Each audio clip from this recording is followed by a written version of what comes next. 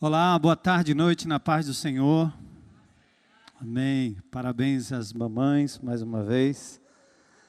Eu sou órfão, perdi a minha mãe há alguns anos atrás, eu acho que mais ou menos 5 anos atrás.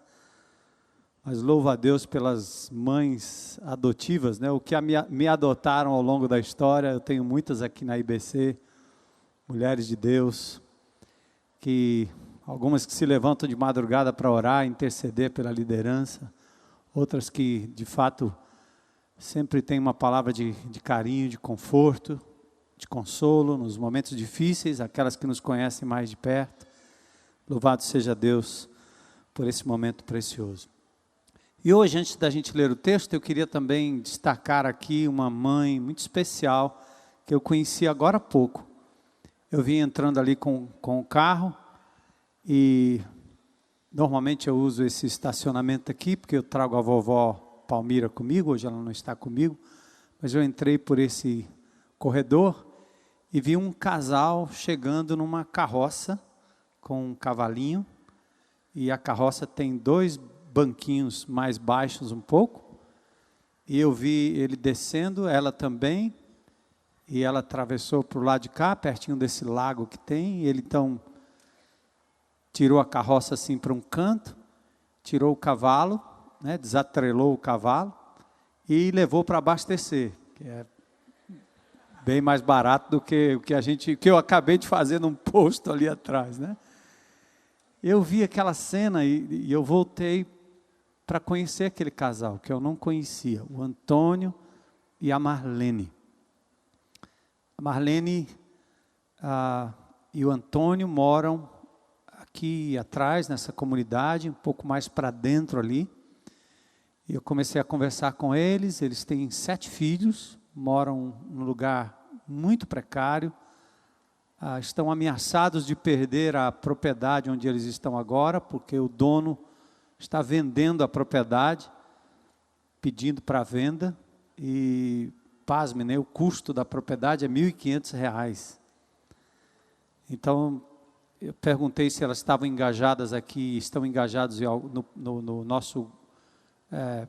nossa igreja aqui, enquanto grupos pequenos. Então ela já me disse que o Cris, que lidera o movimento aqui, e também o trabalho dos PGs aqui no Pedras, já foi visitar, João Batista também, e eu soube que ela está na nossa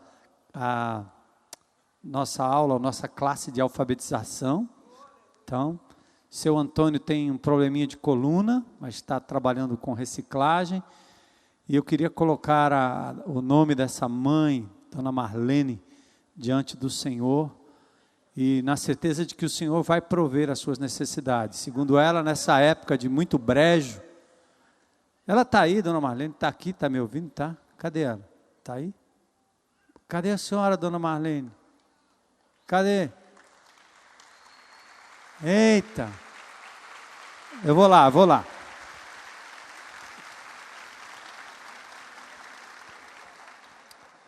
E ela me disse que onde ela dorme ali, as crianças dormem praticamente no chão.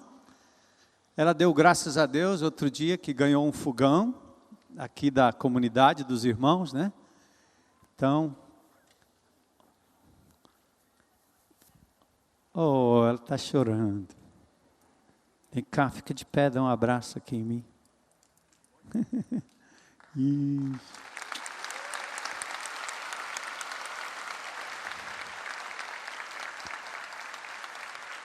Eu me lembrei também de uma família, quando eu cheguei aqui em 1983, eu visitei ali na Aerolândia uma família que morava num casebre. E na época de chuva e de inundação ali, eu ia visitar aquela família e eu tinha que pisar em pedras dentro da casa para não pisar no chão, porque estava brejado. E as crianças dormiam assim num lugar suspenso. E o tempo foi passando, Deus foi abençoando, e pelo que eu sei hoje, o casal mora numa boa casa, os filhos foram para a faculdade, casaram. Quer dizer, acho que a maioria deles, tem uns que ainda não casaram, né? E Deus mudou a sorte daquela família, porque é assim, a provisão de Deus também vem através de cada um de nós. Então, eu disse para a dona Marlene, para o seu Antônio, que ficassem confiantes no Senhor, que se aquela propriedade fosse o melhor lugar para eles agora, que Deus não iria permitir que eles ficassem no meio da rua. Parece que a pessoa que quis vender até perguntou a ela se ela tinha R$1.000 e mais um guarda-roupa, que ele venderia por R$1.000 e o guarda-roupa. Ela disse, onde eu vou botar minhas roupas, né? Então eu disse, não, fique tranquilo, nós vamos orar e Deus vai provisionar o seu terreninho, futuramente a sua casa, um lugar digno para você ficar, porque você é fiel ao Senhor, como mãe, como mulher, e Deus há de suprir. Amém, irmãos? Vamos orar. Senhor, nós te louvamos nesse instante pela graça, pelo privilégio que nós temos, Senhor, de recebermos tanto de Ti, tanta graça, tanta provisão, como bem disse o Aristides, Senhor, às vezes com sobra na nossa casa, coisa que compramos e não usamos, comida que colocamos no prato e depois jogamos fora, espaço demais, Senhor, para tão pouca gente. Pai, que o Senhor nos faça sensíveis e ao mesmo tempo com o coração aberto para dividir e repartir segundo a Tua vontade, principalmente, como diz a Tua palavra, aos domésticos da fé. E hoje à noite eu peço que em nome de Jesus, o Senhor de uma forma ou de outra, levante, ó Pai, aquilo que a dona Marlene e o seu Antônio precisam para terem uma moradia digna para a glória do Teu nome. Obrigado pelo João Batista, pelo Cris, pela Nicola, pela Ana, pela Elza, Senhor, por tantas outras que têm trabalhado ali e outros também. Obrigado pelos grupos pequenos aqui do Pedras, que têm alcançado essa comunidade. Continua nos usando, Senhor, como um braço para abençoar, como o Senhor tem nos abençoado. Usa-nos, dá provisão, e nós nesta tarde e noite queremos homenagear e honrar esta mãe, essa mulher de Deus, que a Tua provisão, Teu carinho e cuidado venham sobre ela de forma abundante. É o que nós te pedimos em nome de Jesus. Amém. Amém. Deus te abençoe. Viu? Valeu. Valeu, Tony. Não esqueci. Glória a Deus. Eita, já chegou uma provisão aqui, ó.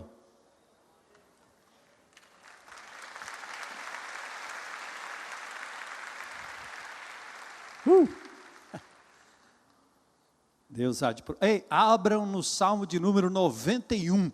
Aquele salmo que o pessoal põe na porta de entrada com a barça aberta para ninguém botar mal olhado na casa. Salmo 91. Cadê o Aristides? Está aqui? Não? Está ali? Tá. Pronto.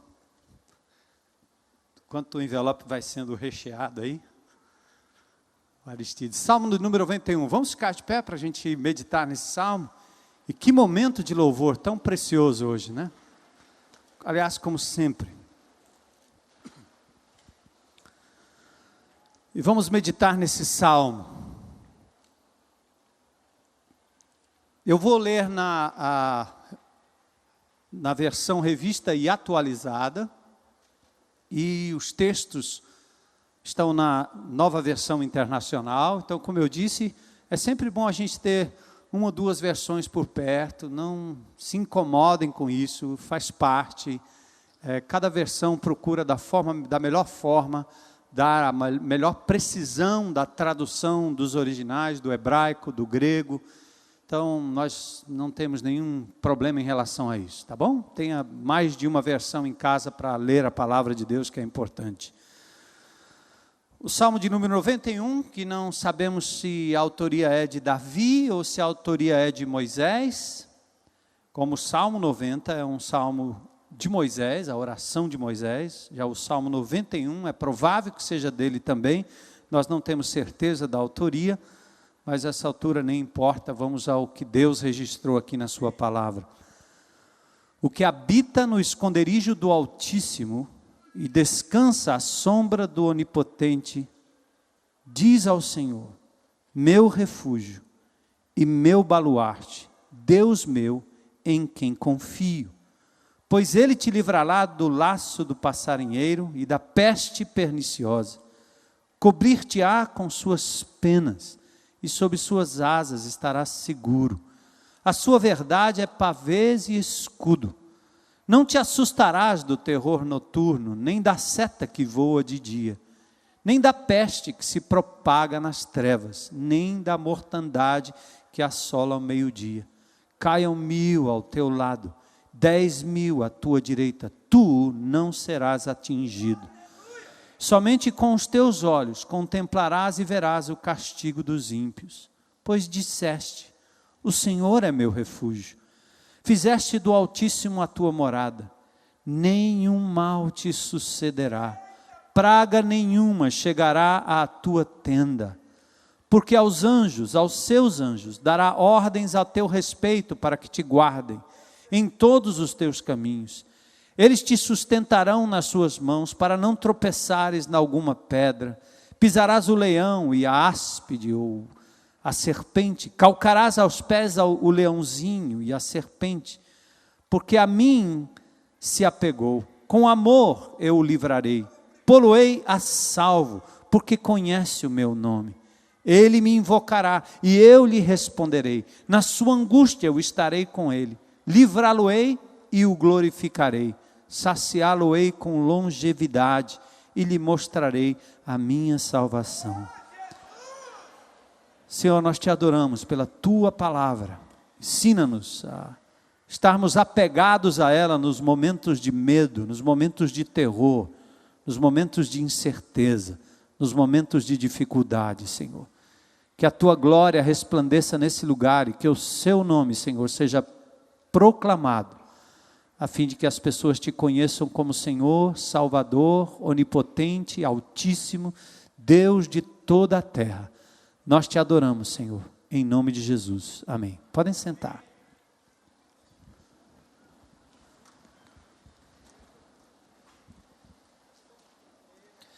Deus é o nosso refúgio e proteção. Medo é algo que nos acomete a todos. Deus nos deu esse sentimento de temor, de medo, até para autoproteção. Se não sentíssemos nenhum tipo de ameaça, nós seríamos imediatamente destruídos. Colocaríamos o dedo numa jaula de um leão, colocaríamos o dedo na tomada, queimaríamos ou nos queimaríamos facilmente por insensibilidade, por não termos nenhum tipo de temor. Então o medo é algo natural. Mas existe também uma ameaça que vai além daquilo que Deus tem destinado a cada um de nós. É a ameaça que nós recebemos de todos os lados, em todas as situações. Cada um de nós aqui tem passado por situações de medo. Medo é perturbação resultante de uma ideia ou de um perigo real, ou às vezes um perigo aparente, ou da presença de alguma coisa estranha ou perigosa ao nosso redor, em casa, perto de nós, o pavor, o susto, o terror, a apreensão, que gera aquilo que normalmente nós chamamos de fobia. Fobia é a palavra medo. Fobia, tal qual a obsessão, intromete-se persistentemente no campo da consciência. A fobia é algo que fica lá marcado. São aqueles medos que você tem, que entrou num episódio qualquer e nunca mais saiu da sua mente. A fobia, diferente um pouco da ideia de medo, como a gente conhece, é um medo específico e intenso, o qual na maioria das vezes é projetado para o exterior, através de manifestações próprias do organismo. Essas manifestações normalmente tocam ao sistema que é chamado neurovegetativo, tais como a pessoa tem vertigens, pânico, tem palpitações, distúrbios gastrointestinais, quando você fica com medo, a barriga começa a desandar, sudorese, né? Você fica suando muito, perda da consciência às vezes, e aí vem as chamadas manifestações, que são somatizações de um medo. Eu contei para vocês esses dias, e acho um crime o que acontece nos banheiros da nossa cidade, né? Aqueles boxes de vidro. Eu contei um caso aqui para vocês, que a minha netinha foi envolvida num momento desse, em que quebrou aquilo ali, e causou alguns arranhõezinhos, e um medo muito grande daquela situação, porque ela logo tem medo de entrar naquele lugar, porque ela fala o vidro. E na quarta-feira eu estava pregando lá no Querigma, e uma outra mãe falando de uma situação, um pai que consagrou uma criança, falou do livramento. Gente, é um perigo, procurem uma forma, se emperrar aquele vidro, deem um jeito de ajeitar, de trocar, de colocar um isso-filme, por favor, porque traumatiza mesmo, principalmente a criança. Principalmente a criança. E muitos de nós temos medos, pavores, fobias, que vêm lá da infância. Esses dias uma amada irmã esteve lá em casa e disse, você mora aqui no 17º andar, você não tem medo de altura não? Eu disse, não, nunca pensei nisso. Mas é porque eu tenho medo de altura, mas é engraçado, eu olhei aqui e me senti bem, né? Então, algum tipo de medo, de fobia. Tem crianças que por medo, por terem sido abusadas pelos pais, pelos parentes, por amigos, lá na infância, tem medo de relacionamento, às vezes até com pessoas do sexo oposto. Muitos dos casos que nós conhecemos, por exemplo, de homoafetividade, tem a ver com traumas lá do passado. Crianças que foram maltratadas e abusadas. E por rejeitar aquele maltrato e aquele abuso, buscam um tipo de afeto em alguém talvez do mesmo sexo, da mesma orientação sexual. Nem sempre o sexo é a primeira coisa que entra numa relação homoafetiva. Muitas das vezes são frustrações do passado. Medo do escuro, medo de elevador.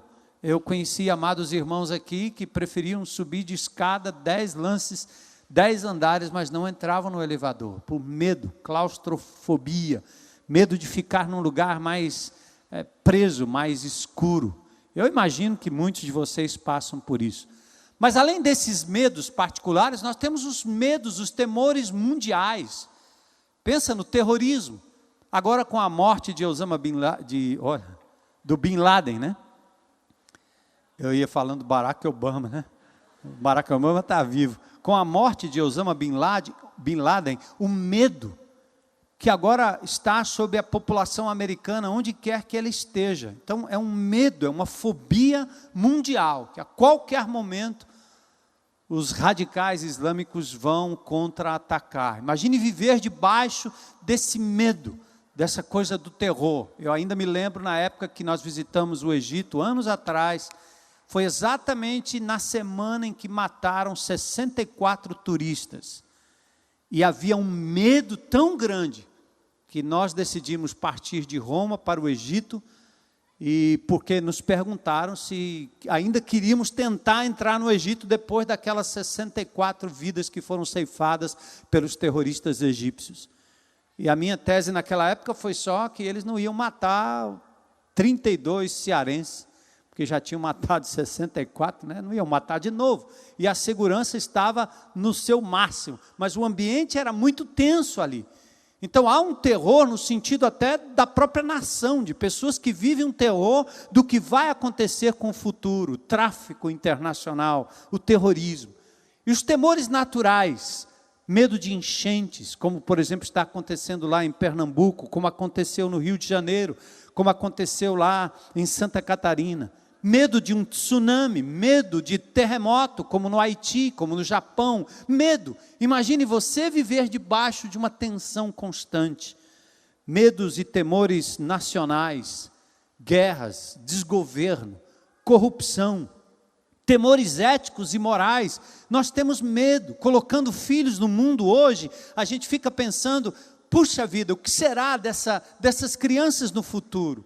nesse vale tudo, nesse relativismo, nessa legalização do erotismo, medo de deixar meu filho só num lugar, numa escola pública, numa escola particular, medo dos amigos, medo da pornografia, medo dos sites, medo de que se entre na internet e ali se enverede por coisas que vão acabar destruindo a moral e a mente de uma criança, medo das relações antinaturais, que agora surgem não porque veio de um mandato divino, mas porque os homens agora estão fazendo esse tipo de opção. Dá medo, claro que dá medo.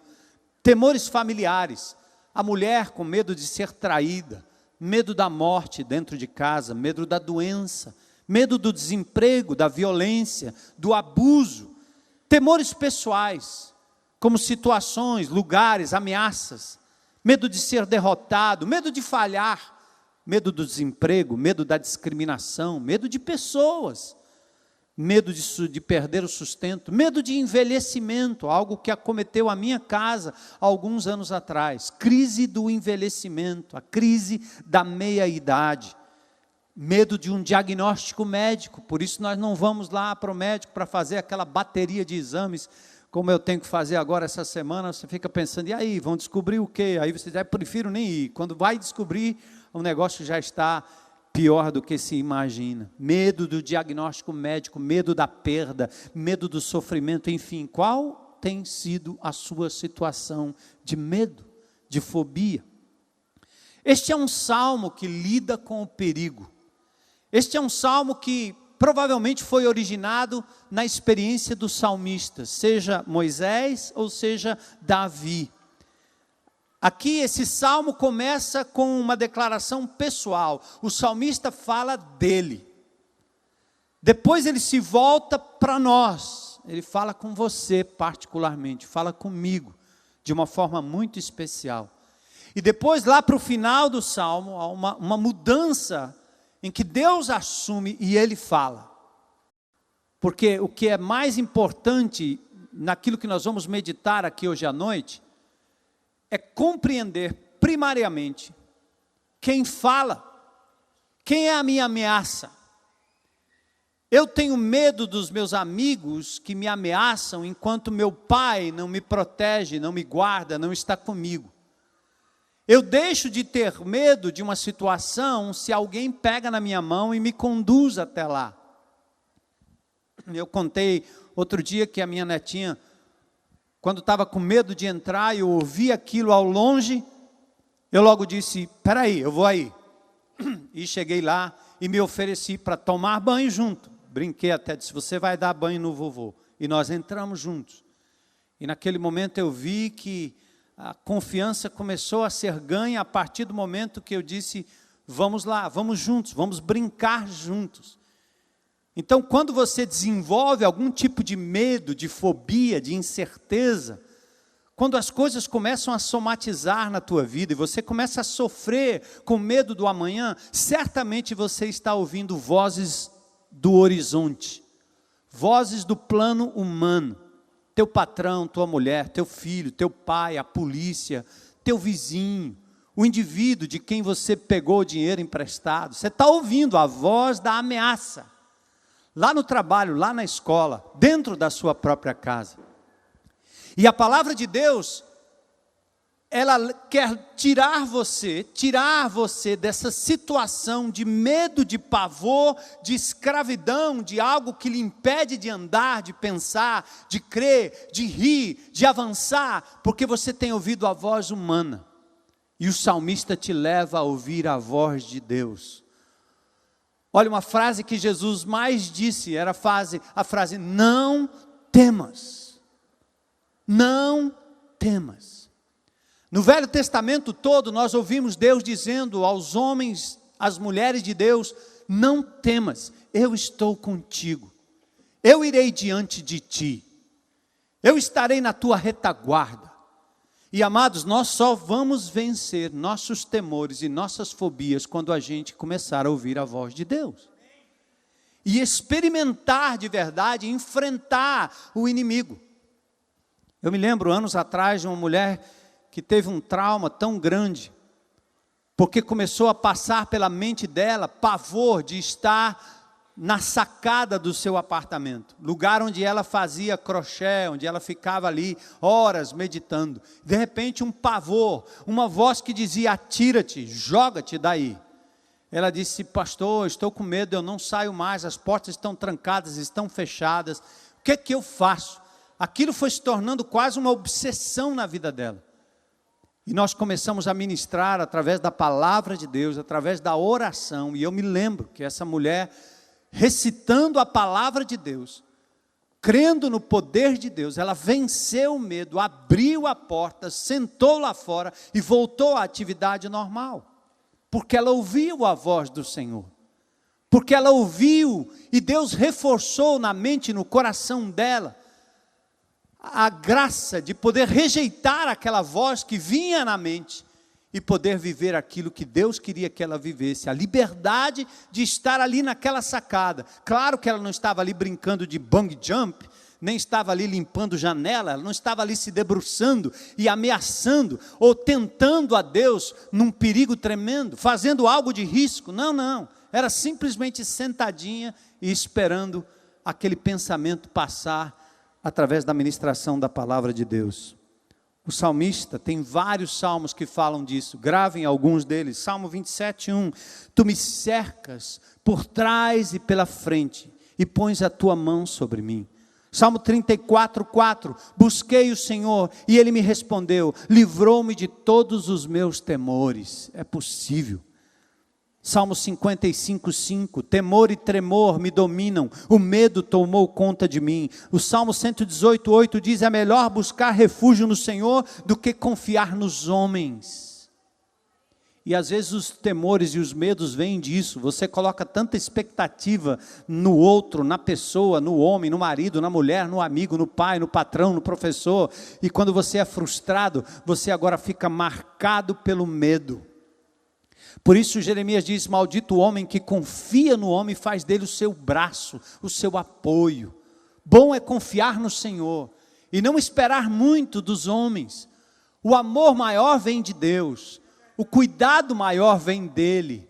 Se há juras de amor que alguém pode lhe fazer, jovenzinha, mulher, homem, rapaz, esposa, esposo, é o Senhor que está lhe dizendo todo o tempo que lhe ama incondicionalmente e que já provou na história que lhe ama, dando a sua própria vida por você. É desse amor que você tem que se alimentar. Daí, quando o marido ama, amém. Quando não ama, amém, do mesmo jeito.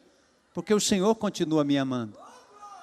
E você não se troca, não se vende, não se dá, não se destrói. Da mesma forma a mulher se ama, amém, glória a Deus, vamos usufruir do amor mútuo.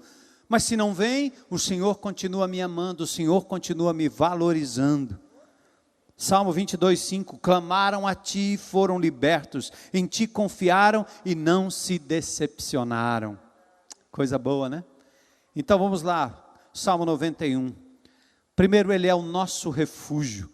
Aqui o salmista está fazendo a sua declaração de confiança pessoal. Nós temos aqui 4 metáforas. Metáfora. O que é uma metáfora?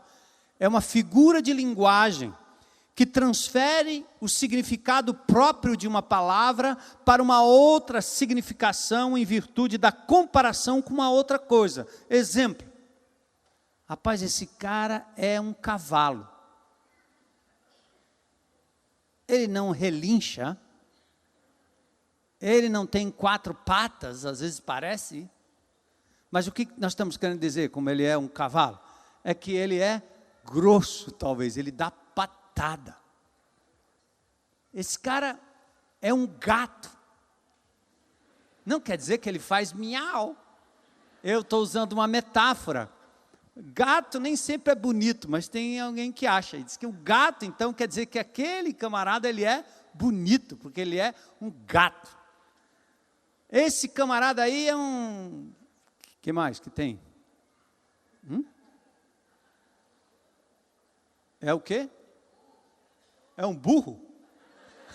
Aí é tão despachado, tão direto, né? Outro é um jumento, coisa, né? Ou ele é uma águia, né? Ele parece esse bicho é um rato. Né?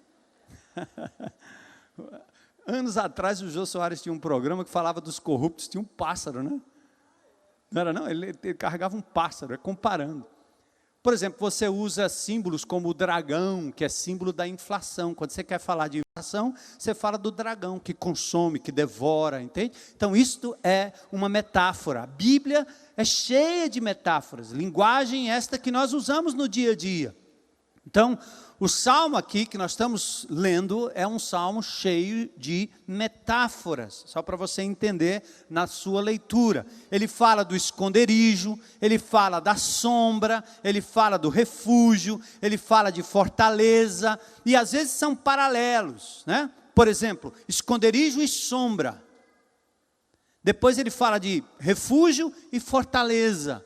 Não tem que procurar um sentido para refúgio e outro sentido para fortaleza. Ele está só enfatizando que o Senhor é o nosso refúgio, o nosso lugar de refúgio. Você está num deserto e procura um lugar debaixo de uma árvore ou dentro de uma caverna, como fazia Davi naquela época para fugir dos seus inimigos. Ele diz, o Senhor é o meu refúgio, o Senhor é minha fortaleza. Esconderijo e sombra. É um lugar longe do alcance do adversário. É um lugar de refrigério. Refúgio e fortaleza, lugar de proteção e segurança. Verso 1. Onde eu encontro descanso? O salmista diz assim, ó, aquele que habita no esconderijo do Altíssimo, à sombra do Onipotente descansará. Ou seja, aquele que procura no Senhor, no Altíssimo, vai descansar à sombra do Onipotente. Mas, gente, presta atenção aqui. Isso aqui não é uma frase de efeito, não. Olha o que o salmista está revelando. Ele está fazendo uma declaração de fé e dizendo, aquele que habita no esconderijo do marido. Não. Do patrão? Não. Do prefeito? Da prefeita? Não. Do governador? Não. Da nossa presidenta? Não. Da polícia? Ah, não. Aqui está falando do Altíssimo. Você tem que se ligar nos nomes de Deus. É um título que coloca a ameaça natural, a ameaça humana, a ameaça social, a ameaça daquele que está bem pertinho de você, num patamar bem menor. Porque ninguém é maior do que o Altíssimo. Percebe? O que o salmista está dizendo é só isso. Os seus adversários são humanos. As lutas que vocês têm são circunstanciais. Dói, é difícil, é frustrante, machuca. Deus não está dizendo que isso não vai acontecer. Jesus disse, no mundo vocês terão aflições. Mas ele disse, tem de bom ânimo, eu venci o mundo. Então aquele que habita, aquele que mora, aquele que está dentro desse esconderijo do Altíssimo, do Deus que está acima de todas as coisas, a sombra, olha outro nome aí, onipotente. O que você acha que não vai poder fazer para vencer a dificuldade, há um Deus todo-poderoso, capaz de fazê-lo segundo a sua vontade. Amém? Preste atenção aqui. Nós não estamos ensinando vocês, nunca ensinei isso como igreja, como pastor, a que vocês agora manipulem o poder de Deus. Ele continua sendo soberano. Ele ainda vai fazer segundo a sua vontade, mas você precisa aprender a recorrer a Ele, e dizer, Senhor, seja feita a tua vontade, Senhor, me socorre, Senhor, vem em meu socorro, Senhor, intervém, Senhor, trabalha em prol do teu servo, da tua serva, Senhor, livra esse homem daqui, livra essa pessoa dali, e o Senhor vai agir poderosamente, segundo a sua vontade. Isso não quer dizer que Deus será seu sócio nos empreendimentos em que você entrou em enrascada porque desobedeceu. Eu me lembro anos atrás, eu conto sempre essas coisas, mas um indivíduo que chegou lá na igreja, o recém-convertido, o cara estava com a faca na mão ensanguentada. E não demorou muito, ele disse, mas eu entrei aqui porque eu matei alguém. Eu disse, ai, ai, ai, né? Eu posso ser o próximo. E aí disse, cara, graças a Deus que eu estou livre. E agora, o que eu faço? Aí eu preguei para ele, falei do amor de Jesus para ele, ele disse, ai, graças a Deus, eu encontrei alguém aqui. E agora, o que eu faço? Graças a Deus, vou te levar para a cadeia. Ele olhou para mim e disse, não, espera aí, eu estou fugindo da cadeia, mas você não pode dizer que está fugindo da cadeia graças a Deus. Ou seja, não faça Deus sócio das coisas erradas, que você sabe que são erradas. Então, em nome de Jesus, se está errado, confesse, é a primeira coisa. Se a consequência do seu erro está vindo sobre você, e você sabe que foi erro seu, corre para Deus, pede misericórdia, mas primeiro confessa. Não chama Deus para ser o seu sócio. Salmo 51 diz isso. Você fez o que era errado e eu me calei. Você pensou que eu era teu sócio, eu vou te chamar para as conversas. Então, aqui o Senhor é o onipotente. Ele é o Altíssimo, o onipotente, Ele é o Senhor. O Senhor aqui é a palavra, o grande eu sou. O Deus que é ontem, hoje e o será eternamente. O Deus presente, o Deus constante na sua vida. O Salmo 20, verso 7 diz, alguns confiam em carros, outros em cavalos, mas nós confiamos no nome do Senhor, o nosso Deus. O que ele está dizendo com carros e cavalos? Ele está dizendo com as forças dos exércitos, a força humana, a força do poderio bélico, a força do nome, a força financeira, a força do prestígio. Alguns confiam nisso, para se verem livres de situações de perigo, mas o salmista diz, nós confiamos e confiaremos no Senhor nosso Deus. Queridos, quando nós sabemos quem está por perto, perdemos o medo do escuro. Quando eu digo para as minhas filhas, minhas netas, quando eu dizia isso no passado, vem, você está comigo, vamos lá que vai dar certo. Quando a gente passou por situações de perigo e que a criança não podia ir muito longe, vem que vai dar certo. Há uns dias atrás eu estava numa lagoa, lá no Rio Grande do Norte, e tinha duas meninas que eram filhas de uma pessoa que tinha uma casa bem ali. E nós saímos para nadar, eu e Elô, pé de pato, que é o nosso motor, que também não custa nada, não tem problema de poluição e nem gasta gasolina. Então põe o pé de pato, vamos atravessar. 2 quilômetros para lá, 2 quilômetros para cá. E a turma não entra na lagoa porque ela é muito funda, logo no início. E essas duas meninas diziam, o dia que vocês forem entrar, deixa a gente ir. Eu disse, espera aí, você precisa conversar com sua mãe e seu pai. Eles não vão deixar nunca, minha mãe é muito medrosa, ela nunca deixa a gente entrar, nós nunca entramos, nem botamos o pé ali. Ela fica de longe apavorada, ela vai ter uma vertigem, ela vai ter não sei o quê. E ela fala, nossa, as meninas contaram um terror. Eu sei que passou um dia, passou outro dia, lá vem as meninas, bem cedinho, quando a gente ia saindo. Olha, nós pedimos para nossa mãe, ela disse que se for com o pastor Armando e a Heloísa, aquelas duas focas que entram lá para dentro, pode ir. Pode entrar, não tem problema. Aí nós entramos, só que eu acho que ela imaginou que a gente ia entrar e ficar ali na beirinha. Botamos os coletes nas meninas, né, e meu pé de pato, eu também uso um colete preventivo, que eu não sou doido. Confio no Senhor, mas tenho que fazer aqui a minha prevenção, né? Confio no Senhor, não quer dizer que eu vou para lá para o meio para ter se eu posso levar um coletinho. Mas você nada bem, não nada? Eu nado, mas eu levo o meu coletinho. Então vamos lá, saímos com as meninas.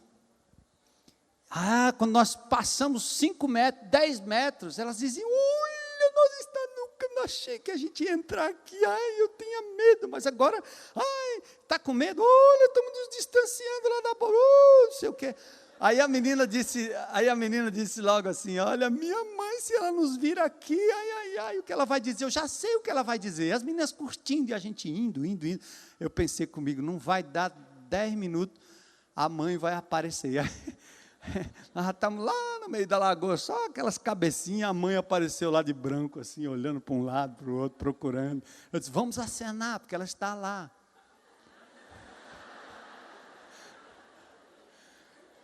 Aí começou a juntar gente lá na beira, sabe? Era a mãe dizendo para o povo, acho que procurando assim, será? São eles mesmo, né? Vamos ver e tal, estão lá, são minhas filhas. Claro, quando eu voltei, ela disse claramente, pastor, eu jamais entregaria as minhas filhas para um negócio desse na minha vida, eu não molharia nem os pés aí. Depende com quem você está. Eu sou falho, poderia ter falhado lá no meio, claro. Mas houve um grau de confiança que a libertou do medo e do receio e deixou com que as meninas explorassem algo novo. O que eu quero dizer é que nós temos aqui no salmista a ideia de que nós, que somos ligados ao Altíssimo, ao Onipotente e ao grande Eu Sou, temos que aprender a lutar com os obstáculos da vida nessa base de que o Senhor está conosco, Ele não nos desamparará nunca. Pode confiar, pode acreditar. Alguns medos que você tem, são medos que não precisam estar aí. Você só precisa olhar para o Senhor e dizer, eu vou dar um passo adiante. Eu vou pisar nas águas. Enquanto Pedro olhou para Jesus, tranquilo, ele andou por sobre as águas. Quando ele olhou para as águas revoltas, pronto, começou a submergir. Quando sabemos quem está por perto, perdemos o medo do escuro, do perigo, e ao invés de ansiedade e tormento, encontramos um lugar de descanso, de alegria e de prazer. Verso 2 vem o voto de confiança do salmista. Direi ao Senhor, Ele é meu Deus, Ele é o meu refúgio, Ele é a minha fortaleza, nele eu confiarei. Aqui é uma determinação do salmista. Declare isso com a sua boca. Pare de usar a sua boca para dizer coisas que te levam para trás. Eu tenho medo, eu acho que não vai dar certo, isso aqui não tem jeito, nunca vai ser possível. Eu entrei aqui agora há pouco, não preciso revelar a identidade, e o irmão disse, pastor, eu preciso falar contigo, eu sei que o senhor vai me mandar eu orar, mas eu estou pensando em falar com a garota, mas não sei se falo, não sei se eu não falo, não sei se eu falo, não sei se eu não falo. Meu irmão, vai lá, rapaz. Está esperando o quê? Bora, homem de Deus, você está ficando velho, rapaz. Só ele sabe quem é, não precisa se declarar, não estou dizendo o nome nem a circunstância. Se alguma menina receber algum convite hoje à noite, faz o seguinte, deixa esse negócio para a semana que vem, cara. Senão vai dar problema aí. Percebe? Eu vou na força do Senhor. Na força do Onipotente, na força do Altíssimo, na força do Senhor, amém? E vou dizer, vou declarar, Ele é meu Deus, meu refúgio, minha fortaleza, e nele, só nele, eu confiarei, independentemente das circunstâncias. Quando somos tentados a magnificar o problema, o inimigo, o tamanho do obstáculo, o salmista nos desafia a fazer a declaração que nos leva ao lugar de descanso. Você vai para um obstáculo, como os 12 espias foram para ver a terra prometida. Chegaram lá, 10 voltaram, dizendo, a terra é um espetáculo, fruto em abundância, terra que mana leite e mel. Porém, há gigantes. As cidades são fortificadas, não vamos entrar porque nós não vamos conseguir. 10 voltaram com pessimismo, para manter o povo parado. Mas 2 voltaram dizendo, a terra é grande, há abundância, os adversários são enormes, mas quem nos prometeu dar essa terra foi o Senhor. Vamos entrar, vamos entrar. Nós jamais teríamos vindo para esse lugar aqui, se fôssemos contar os adversários que tínhamos dentro dessa propriedade e fora dessa propriedade. As pessoas usadas pelo inimigo de Deus para fazer desse lugar um lugar perigoso, mas o Senhor tornou isso em bem. Vocês se lembram na época que eu contei aqui, em que eu pensava em construir um muro ao redor dessa propriedade para nos manter mais seguros, até que um irmão abriu a palavra de Deus e disse aqui, está aqui, diga a esse jovem, a palavra de jovem eu gostei ali, lá em Zacarias diz, diga a esse jovem, eu serei um muro ao teu redor, nada vai te incomodar, eu disse amém, incredulidade minha, deixa aí, Senhor, para que muro aqui? Esse é um lugar aberto para o Senhor poder transformar vidas de quem quer que entre aqui nessa propriedade. Glórias sejam dadas ao nome do Senhor, amém? Confiança, direi ao Senhor, Ele é meu Deus, minha rocha, meu escudo, meu abrigo. Eu engoli uma página aqui, ó, que legal. Está aqui. Agora, os versículos 3 a 6, o salmista começa a falar com você particularmente.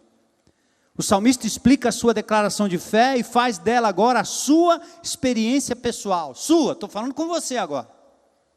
Ele usa a segunda pessoa aqui, a tua experiência, mas eu vou usar sua ou tua, você entende. Agora é com você. Os perigos são invisíveis, são imprevisíveis. Acometem o fraco e o forte. As metáforas são ricas. O laço, a palavra, as asas, o escudo, o broquel, que é um escudo menor. O escudo aqui é aquele escudo grande, maior, para a batalha, para a guerra. E o broquel é o escudo redondinho, menor, para batalhas individuais, brigas e lutas individuais. Seta, peste, mortandade. Olha o verso 3 diz, Ele te livrará do laço do passarinheiro e da peste perniciosa. Aqui indica que o Senhor é aquele que vai cuidar de você nas armadilhas que são postas contra a tua vida todo o tempo. Porque você é um filho de Deus, uma filha de Deus, porque você incomoda o sistema, porque você quer viver de forma justa, porque você quer buscar a verdade, porque você quer preservar a sua vida, porque você quer cuidar dos valores do reino de Deus. O inimigo de Deus, não satisfeito, vai colocar tropeço. Ele vai armar as armadilhas para que você entre e seja tragado. Mas o Senhor diz, Ele vai te livrar do laço do passarinheiro. Olha para Ele, pense nele todo o tempo. A palavra peste perniciosa é um termo hebraico, debar, confundido com dabar, porque a palavra peste aparece novamente. Eu quero sugerir que aqui seja... Ele vai te livrar não só do laço do passarinheiro, mas da palavra perniciosa. É aquela palavra que vem como uma seta para te destruir. É aquela coisa que é dita para te derrubar. É aquela palavra maldita, colocada, aquela mentira, aquela calúnia que é levantada sobre você. Quantos aqui já foram vítimas disso? E você diz, cara, como é que eu vou vencer isso? Como é que eu vou lutar contra isso? Como? Faça o seguinte, recue. Não tente pagar com a mesma moeda. Não tente simplesmente tirar a satisfação. Mas entenda, o Altíssimo, o Todo-Poderoso, o grande eu sou, vai te livrar disso. Isso que era um mal contra a sua vida, vai ser redundado em bem para a glória do nome dEle. Confie, confie. Palavra perniciosa é aquela que visa prejudicar você, dita com o intuito de lhe rebaixar, de lhe ferir, de fazer pessoas pensarem mal de você. A difamação, o Altíssimo, Onipotente, o grande eu sou, Ele vai nos livrar afinal. Espere para ver, não seja imediatista, apenas confie. Verso 4.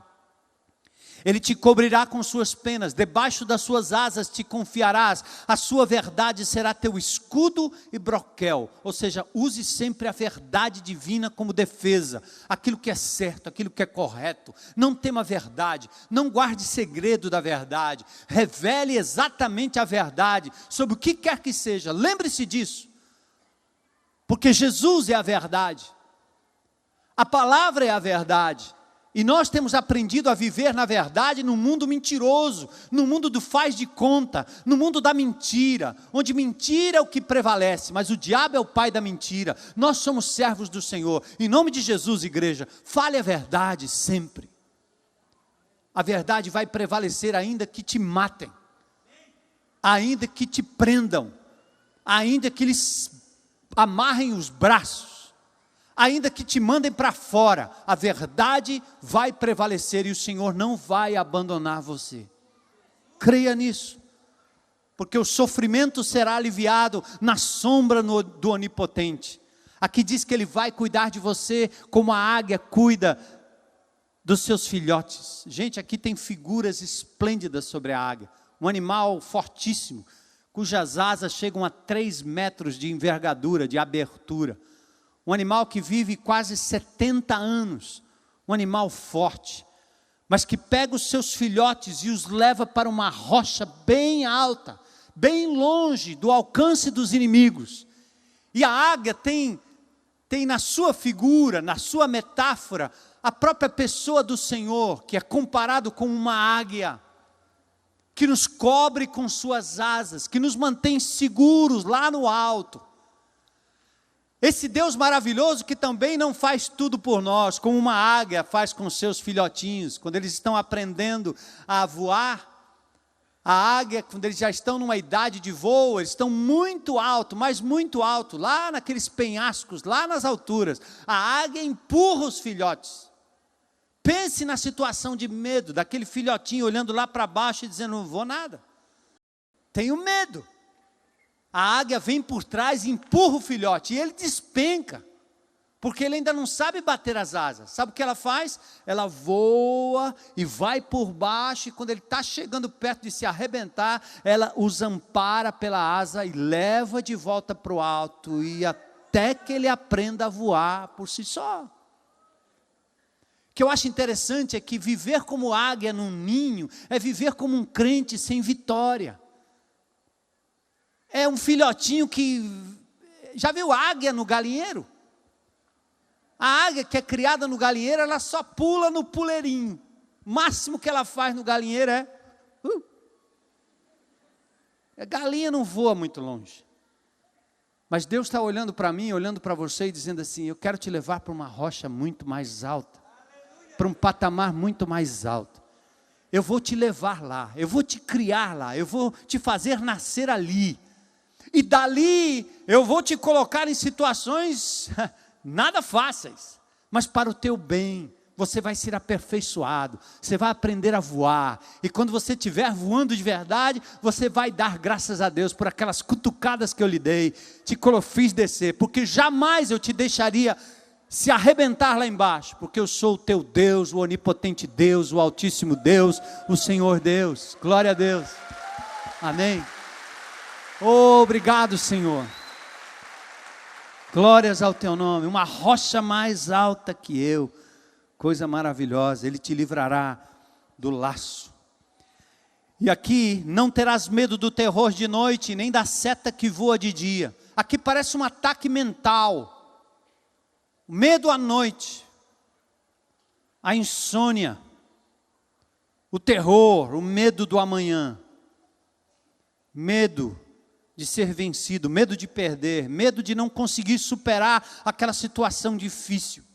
Talvez se você esteja aqui com a gente hoje à noite, ou talvez nos vendo pela internet, nos assistindo em algum lugar, de repente você se meteu numa enrascada tremenda. Por alguma razão você decidiu subir num penhasco e se atirou sozinho, sem nenhuma conexão com a águia. E você diz, cara, eu vou me quebrar, eu vou me arrebentar, estão me cobrando, eu me meti numa enrascada tremenda. É hora de você confessar a Deus abertamente, se entregar a Ele e deixar de querer ser o grande comandante da sua vida, deixar de querer ser o grande piloto da tua nave. Não dá certo. Se você entrou numa enrascada e acha que tudo está perdido, e tantos que estão até tirando a própria vida, porque já não encontram razão de viver, e nem a possibilidade de saírem dessas enrascadas financeiras, afetivas, sociais, sejam quais forem, trabalhistas. Hoje eu quero lhe dizer que o Senhor Deus é aquele que te sustenta nas asas como de águia. Se você se jogar nos braços dele, se você acreditar nele, se você confiar no onipotente, no Senhor, no Jesus maravilhoso que ressuscitou e venceu o maior de todos os inimigos, que é a morte, ele também te ajudará a vencer os menores inimigos que você hoje tem. Confia. Hoje é dia de você dizer, eu não conhecia esse poder maravilhoso, que você não manipula, mas Ele, pelo seu amor, cuida de você a cada dia. Te permitiu passar por aí. Quem sabe, se não foi para que você o reconhecesse hoje como Senhor e Salvador. crentes em Cristo Jesus, também prestem atenção.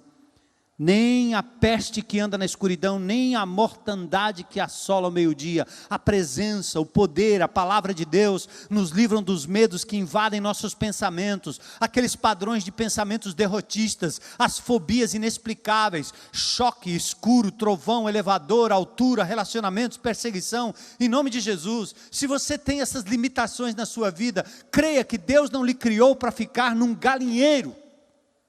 Ele te fez para voar com asas de águia. Dá para superar essas coisas no nome de Jesus. Se é químico, se é um distúrbio qualquer, o Senhor vai cuidar de você. Procure ajuda médica, pode ser, tudo bem. Mas não deixe de levar consigo essa promessa maravilhosa. Avalie seus medos nascidos de circunstâncias reais, mas que talvez nunca foram enfrentados na perspectiva divina. Não há perigo que não possa ser antecipado pelo Deus onisciente. Salmo 139, 5 diz: Tu me cercas por trás e pela frente e pões a tua mão sobre mim. Versículos 7 a 10 vem uma proteção agora que é individual. Primeiro, essa proteção versátil de Deus, né? Que te livra de uma série de coisas. A proteção agora é imediata, não é um princípio, é um fato. Não elimina a nudez, o perigo, a espada, como lá em Romanos 8,35, mas Deus vai fazer redundar em bem o mal que alguém tem lhe desejado. Creia nisso. Não retribua mal com o mal. O exemplo disso é José. Os irmãos o jogaram num poço. Pensaram que ele seria morto, eliminado. E Deus usou aquela circunstância para que ele fosse um dos governadores do Egito e trouxesse provisão para os seus filhos, seus irmãos e seu pai mais tarde. José disse aos seus irmãos naquele encontro mais tarde: não tenham medo. Será que eu estou em lugar de Deus? Claro que não. Vocês planejaram o mal contra mim, mas Deus tornou isso em bem para que hoje fosse preservada a vida de muitos. Você já experimentou isso? E uma circunstância tão adversa, tão terrível, que lhe arrumaram, Deus acabou virando isso em algo tão bom. Aí diz o verso 7, 1000 cairão ao teu lado, 10.000 à tua direita, mas isso não vai chegar a você. Somente com os teus olhos contemplarás, e você vai ver o que os ímpios vão receber, não de você, mas do Senhor. Entrega nas mãos de Deus aquele adversário, aquele perseguidor, aquele abusador, aquele traidor. Entrega nas mãos de Deus. Entra na tua empresa já orando por ele. Entra na tua casa, mulher, já orando por aquele que te persegue. Entra na tua casa, lá na tua escola, já orando por aquele que tem feito coisas terríveis com você. Coloca diante do onipotente Deus. Tu, Senhor, és o meu refúgio, no Altíssimo fizesse a tua habitação, nenhum mal te sucederá, praga nenhuma chegará na tua tenda. Vamos parar com esse negócio de maldição. Toda maldição foi descarregada sobre Jesus. E o texto diz: praga nenhum, maldição alguma chegará à tua tenda. Deus não somente protege aqueles que nele confiam, como faz cair sobre o ímpio e o injusto a sua justa recompensa. Quem crê, verá. Nenhum mal, a praga, a maldição, o que de mal nos desejaram, as palavras que você recebeu na infância, quando você foi abandonado, quando seus pais lhe xingaram, disseram que você não prestava para nada, quando os teus amigos disseram que você era feio, que você era feia, que você era incompetente, quando as pessoas lhe dedicaram aos deuses humanos, às estátuas, aos santos, aos orixás, e você trouxe consigo uma carga pesada de alguém que só vive para baixo, só vive depressivo. Saiba que Jesus na cruz do Calvário rompeu todo este laço que há sobre você.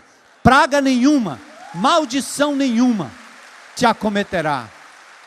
Diga: eu sou livre. Eu sou livre. Glória a Deus, pelo nome e pelo sangue de Jesus. Livre. No entanto, o Senhor, o seu Deus, não atendeu a Balaão, lembra? Transformou a maldição em bênção para vocês, pois o Senhor, o seu Deus, os ama. Deuteronômio 23:5. Nenhum mal, nenhuma maldição. Versículos 11 a 13. Olha a proteção miraculosa. Os seus anjos dará ou dará ordem a teu respeito para que te guardem em todos os teus caminhos. Eles te sustentarão. Pausa aí. Aqui Deus revela que há hostes angelicais que trabalham em nosso favor. Vamos abrir os olhos, gente. Isso não é ficção. A Globo está anunciando que no dia 13 de maio é o dia nacional aí da religião afro, anunciando aí nos terreiros, e o povo certamente vai lá para receber as entidades. São anjos caídos, são demônios que escravizam, que dão para depois tirar, dão para depois tirarem. São aqueles que oprimem, que fazem curas miraculosas, mas mantêm as pessoas escravas de uma coisa totalmente indigna, não bíblica, que não tem nada a ver com o espírito de luz. Os crentes em Cristo Jesus precisam ter coragem para enfrentar essas entidades, clamando o nome do onipotente, do Altíssimo, do Senhor, do grande eu sou, Jesus. Mas Deus está revelando aqui que mesmo sem a gente saber, há anjos, seres angelicais, que trabalham em nosso favor, que estão indo adiante de você, te livrando de coisas que você nem imaginou como podia acontecer. Eu já passei por essa, você já passou por coisas assim, você diz, como é que eu passei ali? Como que eu sobrevivi àquela circunstância, àquela situação? Como? Vamos abrir os olhos, não é ficção, eu já experimentei isso, tão real quanto os demônios que encarnam em forma de espíritos familiares ou imundos. Eliseu e seu servo, diante dos sírios, passaram por essa mesma situação. Mesma situação. 2 Reis capítulo 6, versos 15 a 17. O servo do homem de Deus levantou-se bem cedo pela manhã, e quando saía, viu que uma tropa de cavalos e carros de guerra haviam cercado a cidade. Os sírios estavam chegando, e agora eles estavam perdidos. Então o servo exclamou, ah, meu senhor, o que faremos? O profeta respondeu, não temas, porque maior são aqueles que estão conosco do que aqueles que estão cercando a cidade. Aqueles que estão conosco são mais numerosos do que eles. E Eliseu, porque o servo ficou sem entender, disse, eu não estou vendo ninguém aqui. Aí Eliseu orou assim, e eu quero fazer dessa oração a nossa oração hoje à noite. Senhor, abre os olhos dele para que veja. Então o Senhor abriu os olhos do rapaz, que olhou e viu as colinas cheias de cavalos e carros de fogo ao redor de Eliseu. Os anjos do Senhor estavam lá. E livrou Eliseu, glória a Deus. Hebreus capítulo 1, verso 14 diz, os anjos são todos eles espíritos ministradores enviados para servir aqueles que hão de herdar a salvação. Você não precisa saber o nome, como a Mônica Bonfiglio. Você não precisa ficar manipulando o anjo. Você não precisa ficar conversando com o anjo. Você só precisa saber que o Deus onipotente, o Deus altíssimo, o grande eu sou, tem a nosso dispor para nos servir e nos livrar anjos, miríades. Aqui temos a indicação de que servos do Senhor não são apenas sobreviventes das tribulações. Os servos do Senhor não são só sobreviventes, eles são vencedores, porque estão do lado do Altíssimo e do Onipotente Senhor. Aleluia. O diabo é consciente de que os milagres ao nosso dispor podem revelar nossa arrogância e presunção, mas nós temos que fazer isso em nome do Senhor, como Jesus fez. Ao ser abordado pelos traidores, Jesus recusa-se a usar o seu poder ou prerrogativa para livrá-lo do julgamento ou do sofrimento. Ele diz, você acha que eu não posso pedir ao meu Pai, e Ele não colocaria imediatamente à minha disposição mais de 12 legiões de anjos? Cristo cumpriu a vontade do Pai, foi à cruz do Calvário, e Deus o livrou quando quis livrar. Ele afinal então é o nosso refúgio. Aí é Deus quem fala. Vamos terminar, versos 14 a 16. Portanto, porque tão encarecidamente me amou, também eu o livrarei. Pô-lo-ei em retiro alto, porque conheceu o meu nome. Ele me invocará e eu responderei.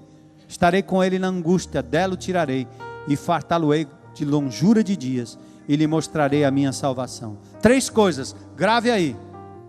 Deus é que está dizendo agora, para mim e para você, seja qual for o seu medo. Primeiro, estes que são livrados, amam o Senhor, por isso eles serão livrados, amém? Ame ao Senhor, acima de todas as coisas, ame o seu nome, conheça o seu nome, proclame o seu nome. Outra coisa, conheçam o Senhor. Este a quem o Senhor livrou, ou estes a quem o Senhor livra, tem livrado, amam ao Senhor, conhecem ao Senhor, andam com Ele na intimidade do dia a dia, de manhã já levantam na dependência do livramento da misericórdia do Onipotente. Faça isso como um exercício, ande com o Senhor. E em terceiro lugar, invoquem o nome do Senhor, verso 15. Pode clamar, Ele vai responder. Pode clamar, Ele vai responder. Certamente seu Antônio e Dona Marlene clamaram. Eles nem imaginaram que Deus ia me puxar pela orelha e me fazer voltar lá. Isso não vem de mim, não tem nada a ver comigo. Eu fui arrastado pelo Espírito Santo de Deus, porque Ele queria suprir a necessidade daquela mulher de Deus e daquela família. Glória a Deus. Deus fala e nós ouvimos. Amor, conhecimento e clamor. Invoca. O canal é a oração. Invoca-me e eu vou te ouvir. E o compromisso divino está aqui discorrido. Olha aí, gente. Livramento, erguimento, resposta, presença, resgate, exaltação, suprimento, longevidade e revelação. Oh, maravilhoso Deus! Aleluia! Onipotente Deus, grandioso Deus. Vamos orar? Levanta um clamor ao Senhor, pessoalmente. Livra-me de todo medo, Senhor. Eu quero confiar em Ti. Quero habitar no Teu esconderijo, na Tua sombra, quero estar. Tu és meu Deus, Altíssimo, maior do que todos os meus temores, maior do que todos os meus adversários. Tu és meu Deus, onipotente, poderoso, grande eu sou, Deus presente, na fartura, na escassez, seja onde for, sejam quais forem as circunstâncias, o Senhor estará com você. Glórias ao Teu nome. Invoque o nome do Senhor. Abra a tua boca em oração, invoque o nome do Senhor. Ó Senhor, vem em meu socorro. Ó Senhor, onipotente, altíssimo Senhor, dá-me o teu descanso essa semana. Ó Senhor, dá a vitória nessa dificuldade que eu estou passando. Ore ao Senhor, fale ao Senhor aí onde você está, em nome de Jesus. Fale com Ele, abra a tua voz, erga a tua voz, fala: Senhor, Senhor, me livra Senhor, me livra do medo que eu estou sentindo, da angústia que me acomete. Eu quero a tua libertação nesta noite, Senhor. Glórias ao teu nome, aleluia, aleluia, Jesus. E eu quero perguntar se hoje à noite, aqui nesse auditório, lá na tendinha, lá na internet, tem alguém que gostaria de se entregar definitivamente nas mãos deste onipotente, altíssimo, poderoso Senhor Jesus, e dizer: hoje eu quero entregar a minha vida a Cristo, aqui e agora, publicamente. Tem alguém que quer fazer isso hoje à noite? Levanta a sua mão aí. Tem alguém nesse auditório? Dizer: hoje é o meu dia. Alguém? Glória a Deus, glória a Deus, glória a Deus, glória a Deus, glória a Deus, glória a Deus. Mais alguém hoje à noite para dizer: eu não quero temer mais. Louvado seja Deus, aleluia, glória a Deus, glória a Deus, glória a Deus. Mais alguém hoje à noite para dizer: eu não quero temer mais, eu quero meu Senhor Jesus comigo todo o tempo. quero andar na presença dEle, quero conhecê-lo, quero ter acesso direto. Você não precisa de nenhum santo protetor, você tem o Santo dos Santos, o Altíssimo, o Senhor à tua disposição. É Ele que vai cuidar de você. Glória a Deus. Vamos louvar ao Senhor. E esses que entregaram a vida a Jesus aqui, lá na tendinha ou pela internet, compartilhem isso com alguém. Procurem lá o nosso Espaço Conexão. Também lá na Palhoça, os grupos pequenos estão ali agregados. Em nome de Jesus, que nós tenhamos um tempo precioso na presença dEle. Amém? Queridos, ao saírem aqui pela BR-116, logo lá no primeiro viaduto, do lado esquerdo tem um buraco bem grande. Passe pela direita ou pelo meio, tá bom? Ali só os mais afoitos, viu? Enquanto o DENIT não resolve trabalhar aqui, a gente faz esse trabalho de utilidade pública. Deus abençoe em nome de Jesus.